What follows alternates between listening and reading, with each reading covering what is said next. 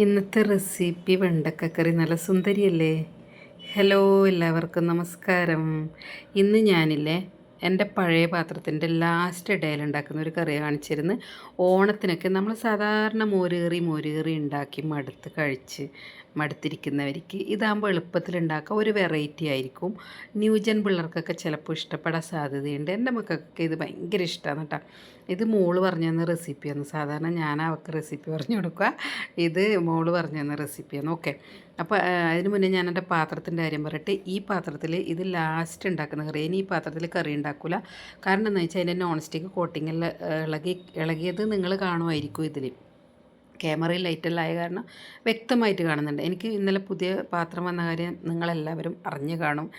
പക്ഷേ എനിക്ക് പുതിയ ഡ്രസ്സ്, പാത്രം ഇതൊക്കെ കിട്ടിയാൽ അത് അത് ഉപയോഗിച്ച് തുടങ്ങാൻ വേണ്ടി ഭയങ്കര മടിയിലെ കൂട്ടത്തിലാണ്. നിങ്ങൾക്കും അങ്ങനെ ഒരു സൂക്കേടുണ്ടോ? നമ്മളെ നാട്ടിൽ അങ്ങനെ പറയുന്നത്. എനിക്ക് അങ്ങനെ ഒരു സൂക്കേടുണ്ട്. പുതിയ ഡ്രസ്സായാലും പത്തോട്ട് എടുത്ത് വെച്ച് നോക്കും, എന്നിട്ടും അത് മണ്ണായി പോകുമല്ലോ, അയ്യോ വേണ്ട, അതിൻ്റെ പുതുമ പോകുമെന്നൊക്കെ പറഞ്ഞ് മാറ്റി വെക്കും. ഞാൻ എൻ്റെ കഥ പറഞ്ഞു തന്നാൽ റെസിപ്പി പറയാൻ മറന്നു പോകും. ഒന്നും കൂടി പെട്ടെന്ന് പറയാം. കറി വെക്കുന്ന ഏത് പാത്രമായാലും ചീനച്ചട്ടി അടുപ്പത്ത് വെച്ചു, നമുക്കിഷ്ടമുള്ളൊരു എണ്ണ ഒഴിച്ചു, അതിലോട്ട് ജീരകം ഇട്ട് പൊട്ടിക്കഴിഞ്ഞതിന് ശേഷം ഉണക്കമുളകും കറിവേപ്പിലയും ഇട്ട് കൊടുക്കുക. നോർത്ത് ഇന്ത്യൻ കറിയിൽ കറിവേപ്പില ഉണ്ടോ വെച്ചാൽ ഇഷ്ടം പോലെ കറിയിൽ കറിവേപ്പില ഇടും. ഓക്കെ, അപ്പോൾ അതിന് ശേഷം നമ്മൾ വെണ്ടക്ക ഈ വീഡിയോയിൽ കാണുന്ന പോലെ നീളത്തിലരിഞ്ഞ വെണ്ടക്കയിട്ട് ഉപ്പും ഇട്ട് നല്ലപോലെ ഒന്ന് ഇളക്കി കൊടുക്കുമ്പോൾ വെണ്ടക്ക നല്ല വാടി കുറച്ചൊരു ഹാർഡ് പോലെയൊക്കെ ആവും കേട്ടോ. നല്ല ടേസ്റ്റ്. ഉപ്പും അതിൻ്റെ ഉള്ളിലേക്ക് കയറി, ഉണക്കമുളകിൻ്റെ എരിവൊക്കെ അതിൻ്റെ ഉള്ളിലോട്ട് കയറി നല്ല ഒരു ടേസ്റ്റ് വരും. അപ്പോൾ നമ്മൾ അതിലോട്ടേക്ക് തക്കാളി 2 ഇട്ട് കൊടുക്കണം. തക്കാളി ഇഷ്ടമല്ലാതെ അവർ കുറച്ചോ, എനിക്ക് നല്ലോണം ഇഷ്ടമായതുകൊണ്ട് മീഡിയം സൈസിലെ 2 തക്കാളിയാണ് ഞാൻ ഇട്ട് കൊടുക്കുന്നത്.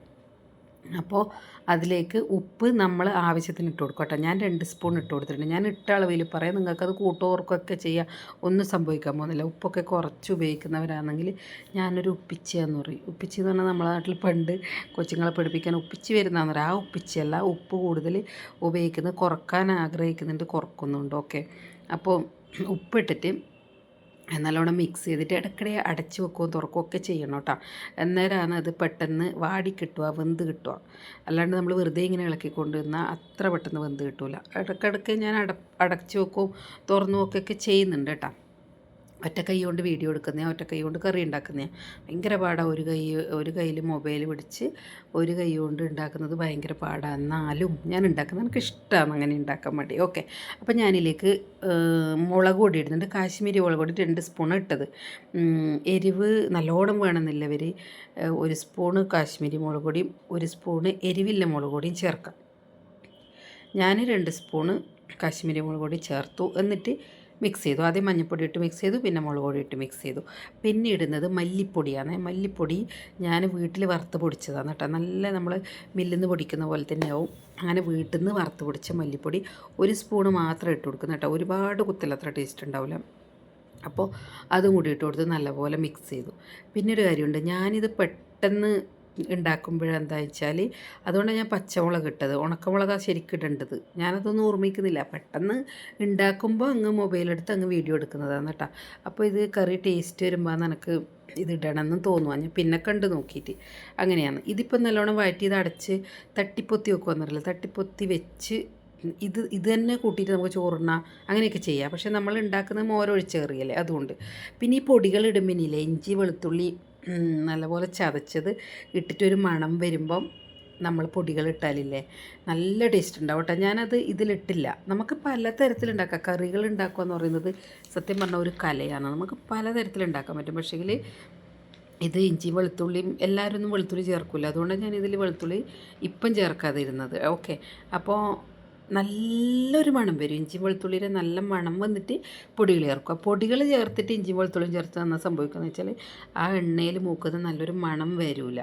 വെറും വെണ്ടക്കയും ജീരകവും ഇല്ല സമയത്ത് ചേർത്താൽ നല്ല മണം വരും.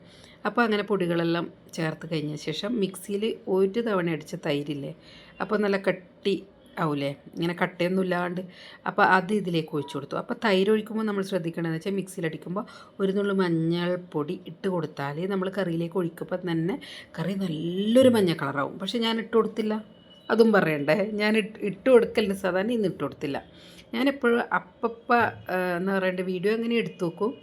എന്നിട്ട് അന്നേരമെന്ന് തോന്നും അയ്യോ ഞാനിൽ മഞ്ഞപ്പൊടി ഇട്ടില്ലല്ലോ എന്ന്. അതുകൊണ്ടാണ് ഇങ്ങനെ കേട്ടോ. ഇങ്ങനെ വെൽ പ്ലാൻഡായിട്ട് ചെയ്യുന്ന കാര്യങ്ങളൊന്നുമല്ല ഇത്. എനിക്ക് ഏറ്റവും ഇഷ്ടമുള്ള കാര്യമാണ് കറികളെല്ലാം ഉണ്ടാക്കുമ്പോൾ വീഡിയോ എടുക്കുക, അത് എഡിറ്റ് ചെയ്യുക, അപ്ലോഡ് ചെയ്യുക. എന്നെ ഇഷ്ടപ്പെടുന്ന കുറച്ച് പേരുണ്ട്, അവർക്ക് വേണ്ടിയിട്ട് ഉണ്ടാക്കുക എന്നുള്ളത്. ഇതിപ്പോൾ ഞാൻ ഉണ്ടാക്കുന്ന തന്നെ കാരണം പുതിയ പാത്രം വന്നപ്പോൾ എൻ്റെ ഒരു പ്രിയപ്പെട്ട കൂട്ടുകാരിയുണ്ട്, റോസ്വില്ല എന്നിട്ടൊരു ചാനലെടുത്തുന്ന ഒരു കൂട്ടുകാരി.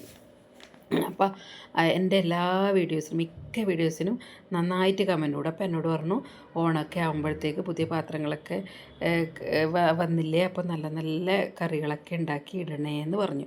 അപ്പോൾ എൻ്റെ സബ്സ്ക്രൈബേഴ്സിനെന്നല്ല,